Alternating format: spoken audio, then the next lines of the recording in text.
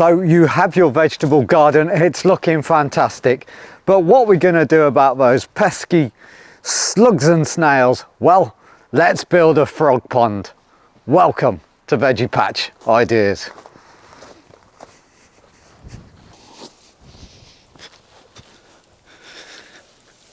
And so here it is. It's small, but it's very mighty. And I'm so pleased to say we have frogs in here. And what I'll do towards the end of the video, I'm going to show you how I built this. But look, let's just explain a few things to get us off on the right foot. Frogs and toads, they need more than plants hiding places. So somewhere shady and somewhere dark.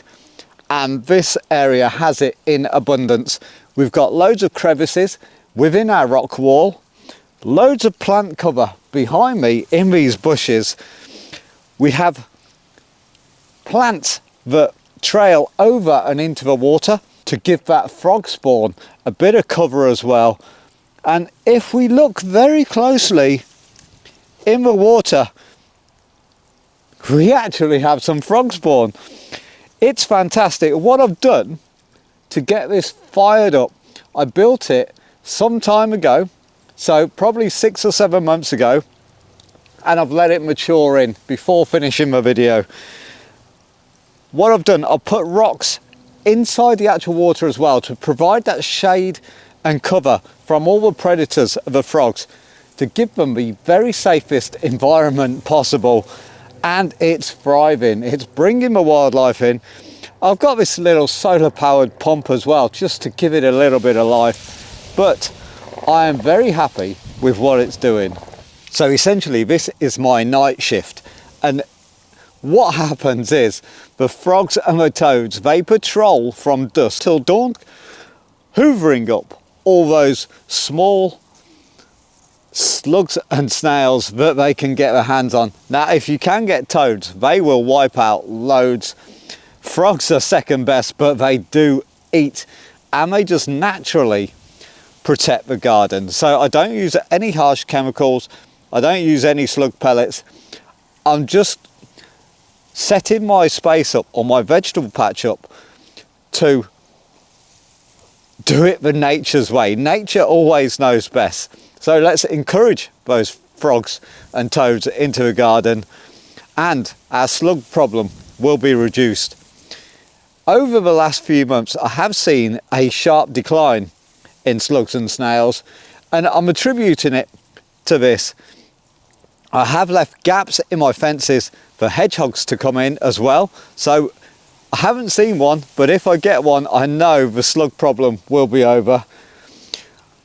Let's just set this garden up to work for us and not against us. And if you can't build a pond, it's absolutely no problem. Frogs and toads just like messy areas, and we all, let's face it, we all have a messy area in our garden.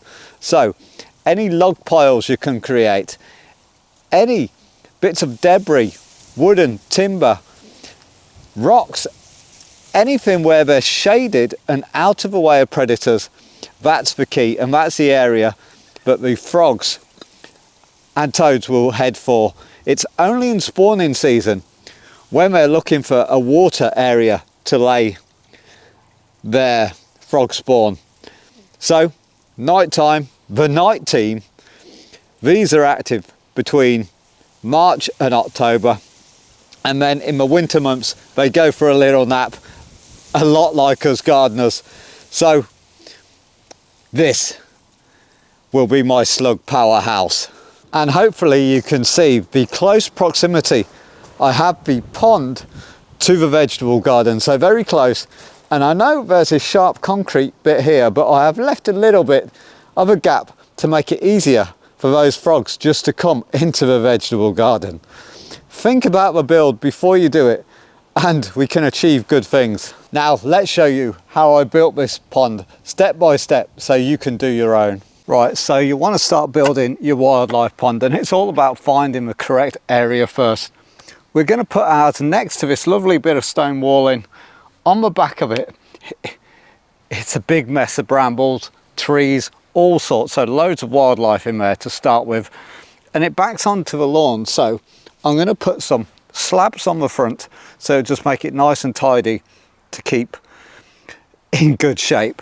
But first of all, we need to dig a hole. Now once you have your hole all in place and it's looking good and it's the depth you want, and I've gone for about 1.5 foot, around 50 centimeters. I've put a deep end and I've gone up to a shallow bit to allow little creatures, little frogs, to climb out. And that's what we want it for. This pool is purely for frogs, because frogs eat slugs and slugs are a nightmare in a vegetable garden. So we've got it all looking good. The depth is right, and we want to remove any sharp stones that we can. So any tree branches, take off.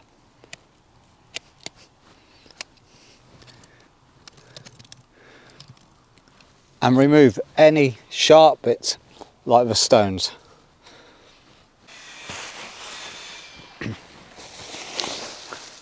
So now's a good time to be layering the bottom, and anything that you've got will work. So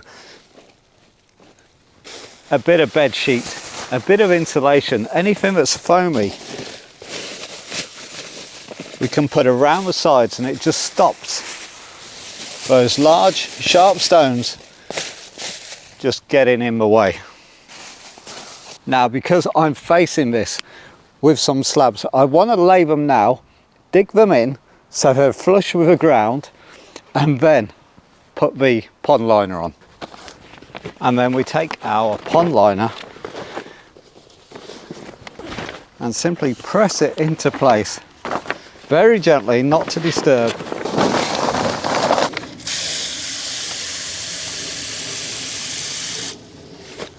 So now the water level's in. I know it's going to sit about 1 inch higher than this. I want to cut a line into this and feed the membrane in so it sits nicely on the bank, and then on this section we can cut it and just put the slabs back on.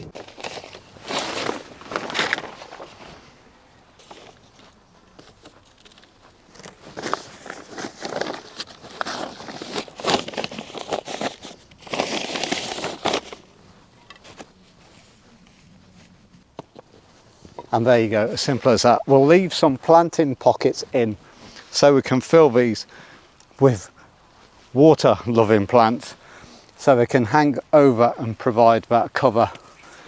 We have some grasses here already coming in.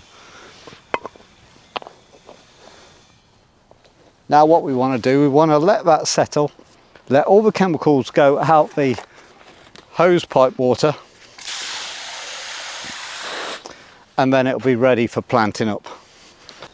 Guys, thanks for watching, and we'll see you next time.